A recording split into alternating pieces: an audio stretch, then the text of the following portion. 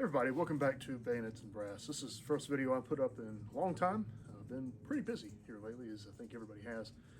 But yeah, things are a little slower this weekend, so I got out to the range. I wanted to show you a project that is actually the second time I've shot this thing, but the first time that we've got it on film. So this is a kind of hilariously rare 1870 Swiss Vetterli Cadet carbine. It is single shot. It was originally chambered for 41 Swiss rimfire, which was a very large rimfire cartridge. I've had this for, I don't know, better part of a year or so, but I found it on the shelf in a Bass Pro Shops in, I think, Minnesota. If memory serves, they had like $200 on it because they weren't really sure what it was.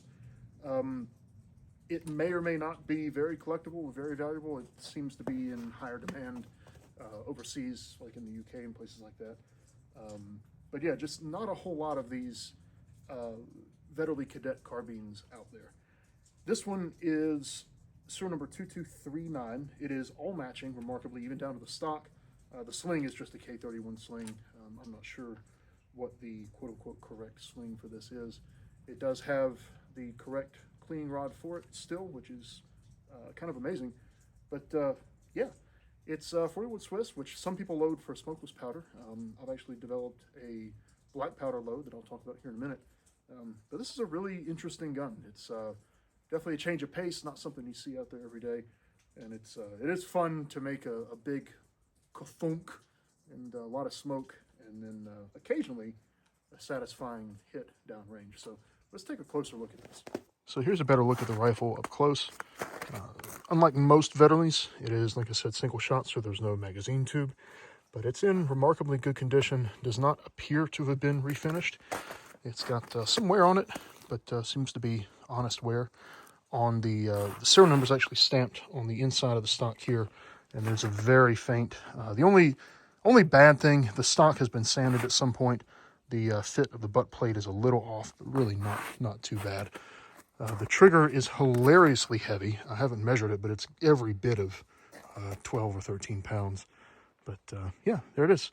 Pretty hard rifle to find. Again, not something I was really looking for, but it's such a weird one that it jumped right off the rack at me, and I really could not walk out of the store without it. And here's the ammunition I loaded for it. Obviously, you would not have used a jacketed hollow point handgun bullet.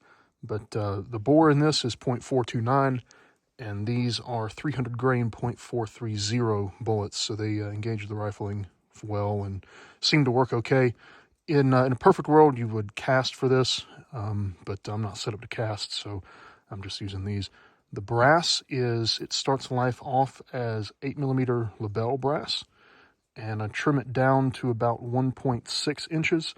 And then flare the case mouth and form it in a Lee 41 Swiss die.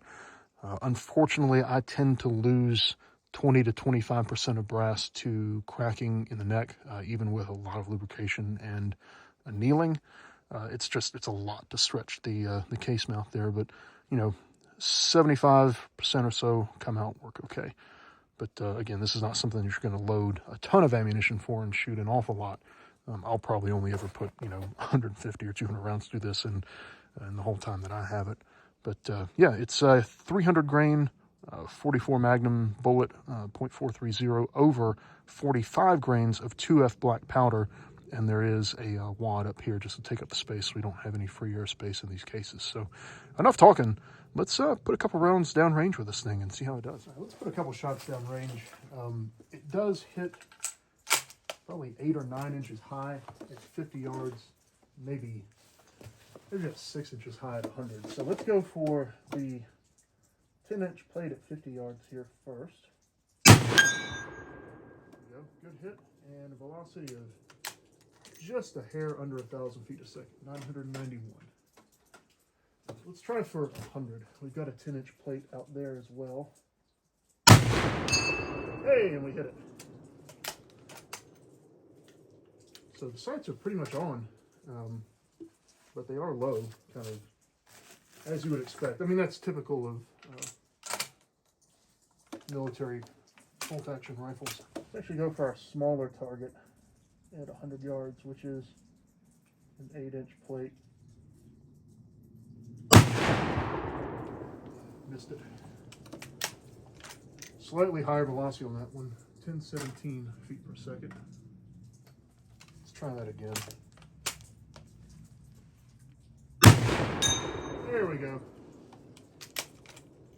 That is awfully satisfying to make hits at 100 yards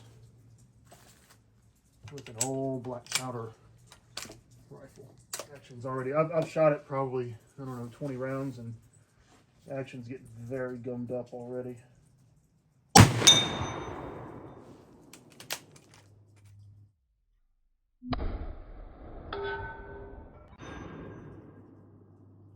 All right, we're back in the shop post range strip, and pardon the mess on the desk behind me here. I just wanted to show you something that I thought was kind of interesting with this rifle. The way that it's held into the stock is kind of unique, and this may be common for Vetterlis, I'm not sure. I've never actually had another one apart, but there's this top plate here, and then there's the bottom trigger plate, some metal down here. There's two screws, one here, one about here, and these two pieces just sandwich the stock in between them. And then the barrel and the action are just held in to that top plate with a like little dovetail.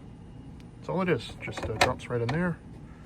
All that drops down, and there's a barrel band here and a nose cap out here, and that's it. So this is actually a super easy rifle to pop those two bands off and clean out in the field. I just thought that was sort of neat. Well, if I could do an outro in the field, but thanks for watching. Thanks for sticking around. Hope you found this interesting.